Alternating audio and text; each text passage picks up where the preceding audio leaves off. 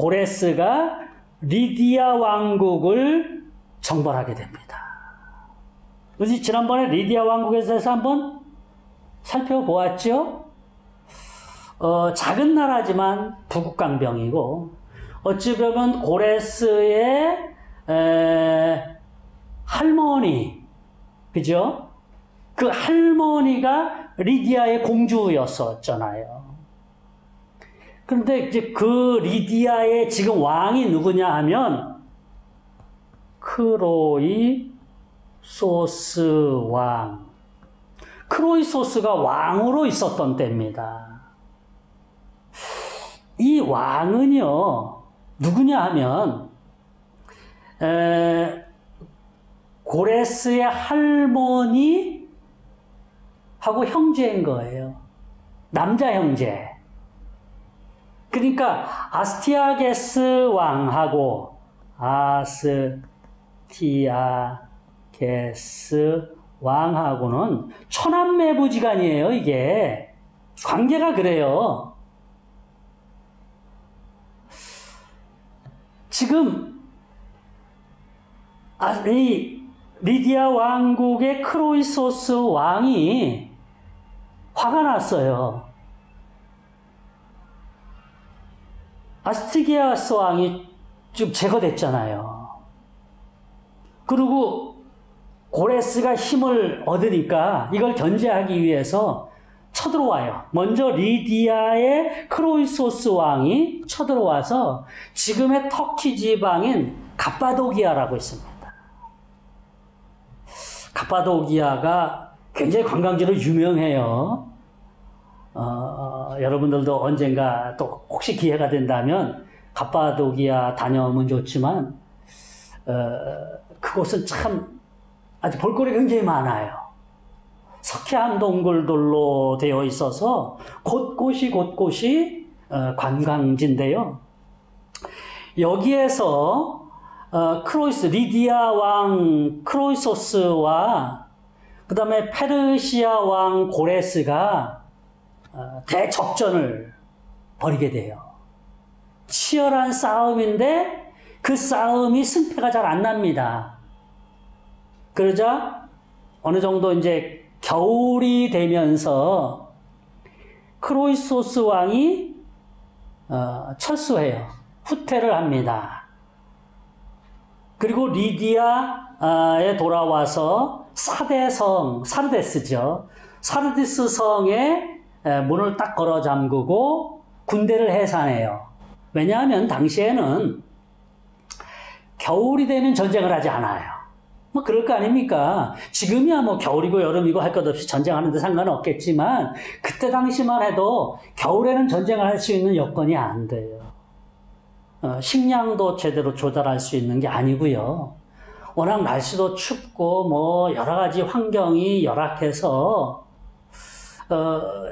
싸우기가 쉽지 않거든요. 그러다 보니까 겨울에는 일반적으로 다 휴전하는 거예요. 성경에서도 보면 왕에 출전할 때가 되매 뭐 이렇게 이제 나오거든요. 그 얘기는 겨울이 지나고 봄이 되어서 이제 왕이 전쟁에 나갈 준비를 한다라는 그런 얘기인데 이 리디아의 크로이소스 왕도 겨울이 점점 돼가니까 후퇴를 하고 성 안에 들어가 있는 거예요. 무슨 생각을 하면서요? 겨울이니까 이 고레스도 철수할 것이다. 이제 이 계산을 하고 있는 거죠. 그런데 어디 인생이 자기 뜻대로 되지 않더라고요. 그때 당시는 상식이에요. 그런데 고레스가 상식을 깨버려요. 철수하고 성의 문 거꾸로 잠그고 군사들을 이제 쉬게 만들거든요. 특히 용병들이 많기 때문에 용병들을 각자 자기 고장, 자기 지역, 자기 나라로 이제 보내게 되지요. 그리고 최소한의 병력만을 가지고 성을 지키고 있는데 고레스가 와서 고래고래 소리를 질러요. 싸우자는 거지요. 왕이 리디아 왕이 크로이소스가 화들짝 놀래요. 그렇지만 이 나라 워낙 강한 나라입니다. 군대는 해산했지만 지금 기병대가 있어요. 당시 기병대가 최강이었거든요. 그래서 그 최강인 최강인 그 리디아 왕이 기병대를 일으키게 됩니다. 그래서 나가서 이제 싸워요. 그런데 고레스 측에 하르파고스가 지난번에 우리 한번 살펴보았죠? 하르파고스 알죠? 하르파고스가 작전을 짜요. 그동안 이제 짐을 싣고 온 짐승 중에 낙타가 있거든요. 낙타가 이제 짐 운반하고 하잖아요. 낙타를 전면 배치해요. 지금 리디아는 기병을 전면 배치해갖고 전쟁을 지금 하는데 낙타를 전면 배치해요. 이제 둘이 싸워요. 기병대가 막 질주해 오다가 갑자기 낙타떼를 보더니 기겁을 하고 도망가요. 야, 그게 하르파고스의 낙타 부대예요. 기록에 의하면 말들은 낙타라는 짐승을 안 봤대요. 기병 그 말들이. 그래서 낙타의 그 흉측한 모습을 보면서 도망갔을 뿐만 아니라 낙타에서 풍겨나는 그 냄새가 말들이 엄청 싫어하는 모양이에요. 기록에 보면 그래요. 그래서 막 전진하다가 다시 돌려서 기술을 돌려서 도망을 갑니다. 그래서 거기서 대승을 거둬요. 대승을 거두고 크로이소스는 이제 성문을 굳게 잠그고 지키고만 있는 것이지요. 성을 포위한 지 14일째가 돼요. 아무래도 겨울이고 먼 곳으로부터 지금 원정 온 게임 아닙니까? 그러니 어떻게 되겠어요? 원정을 왔다라는 얘기는 군수물자가 이제 부족하다라는 얘기고요. 시간이 더 지날수록 전쟁에 불리해진다라는 거 아니겠어요? 겨울이니까 어디서 곡식을 조달하기도 힘들고 14일째가 되는데 고레스가 전군에게 명령을 내립니다. 사르데스 성을 제일 처음 들어가는 자, 그 자에게는 어마무시한 상을 내리겠다라고 얘기해요. 그래서 많은 군사들이 그냥 용기를 얻어가지고 막 접근합니다. 그런데 이 사대성, 사르데스죠. 사대성, 사르데스라고 하는 건데 이게 워낙 난공불락이에요. 난공불락이란 말 아시죠?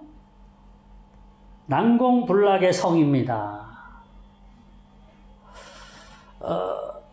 막 뒤쪽으로는 깎아지른 절벽으로 되어 있고 성체 자체가 높고 그래서 웬만하면 여기 들어갈 수가 없는 상태예요. 그러니 고레스의 군사들도 의욕은 있지만 여기를 감히 들어갈 수가 없는 그런 상태인데요. 참 재밌는 일이 있어요. 다 군사들이 포기했는데 어떤 군사 하나, 한 4차원, 혹시 4차원이라는 얘기 하지요? 엉뚱하다는 얘기예요. 이 4차원인 군사가 뒤에 깎아지르는 듯한 그 구간, 거기를 어슬렁어슬렁 이렇게 뒷짐지고 이렇게 걸어가는 거예요. 참 사차원다운 그런 모습인데요. 그래서 가만히 보니까 성벽 우위를 쳐다보니까 거기에 지키는 군사가 꼬벅꼬벅 졸고 있는 거지요. 한참 동안 봤는데 꼬벅꼬벅 졸다가 투구가 뚝 떨어졌어요. 이제 성 밖으로 떨어진 거예요. 이 사차원의 군사가 저거 어떡하지? 하고 이렇게 보는데 그 졸던 군사가 거기서 내려오더니 개구멍을 통해서 자기 투구를 집어들고 다시 성 안으로 들어가는 거예요. 게임 끝났죠, 뭐. 그 소식이 고레스에게 알려지게 되고 특수부대들 그 개구멍을 통해서 들어가게 되고 보초병들 죽이고 문 열고 이거 뭐 짜여진 각본 아니에요? 그래서 사르데스 성이 함락이 되는 그런 어처구니없는 일이 벌어지게 되는 것이지요. 이때가 대략적으로 보면 BC 547년경. 이 리디아가 워낙 부강한 나라라고 했잖아요. 물반 사금반, 그러니까 모래반 사금반 그랬다고 그랬지 않아요? 거기에 있는 그런 그 부를 가지고 페르시아가 부자 나라가 돼요. 사실 메대가 땅덩어리는 컸는데 뭐 이렇다 할 부가 없어요.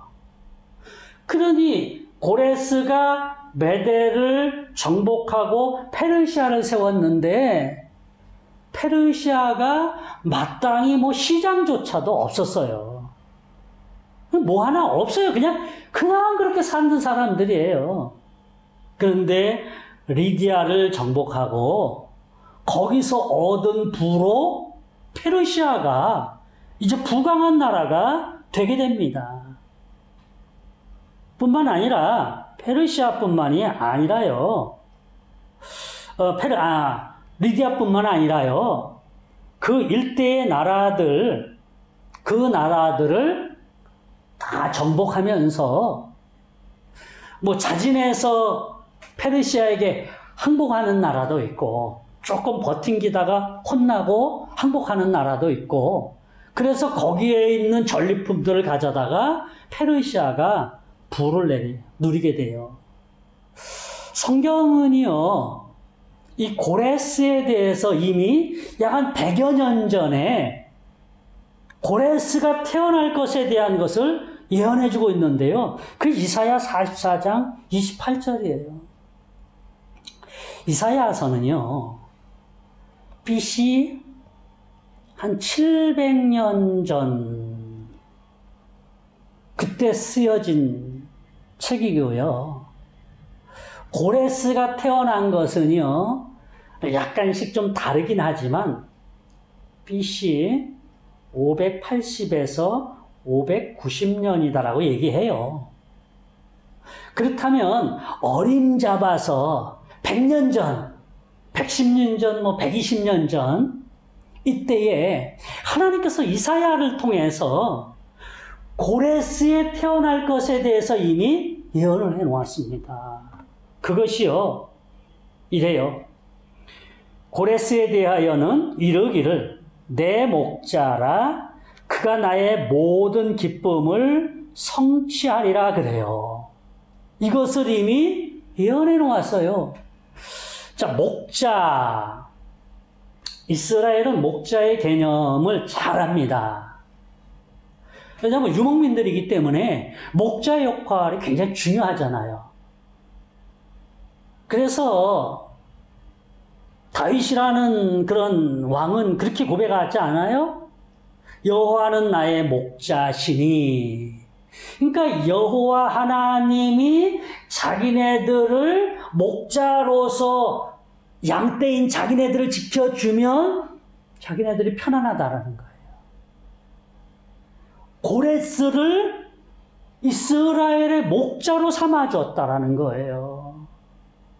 그러면서 그 목자가 여호와 하나님의 모든 기쁨을 성취하리라라고 얘기하는데요. 이 성취가 구체적으로 뭐냐 하면요.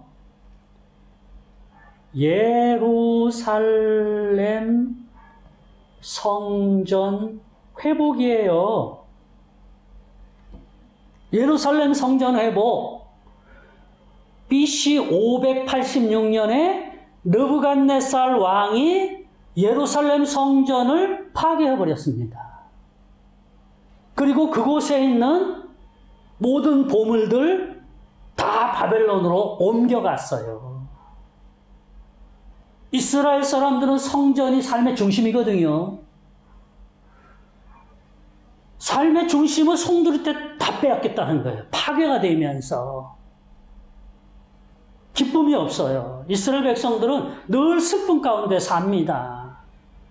그런데 하나님께서 고레스를 통해서 모든 기쁨을 성취하리라 예루살렘 성전을 회복하는데 도구인 목자로 사용하겠다라는 거예요.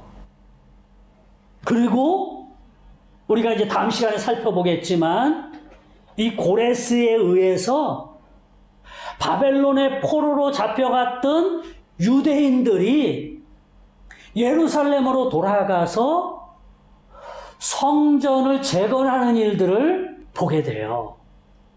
그 명령을 내립니다. 그리고 그것의 적임자로서 스룹바벨이라는 사람이 총독이 되어서 예루살렘에 가서 성전을 다시 재건하는 일을 하게 됩니다. 이 이야기는 다음 시간에 우리가 살펴보도록 하겠습니다.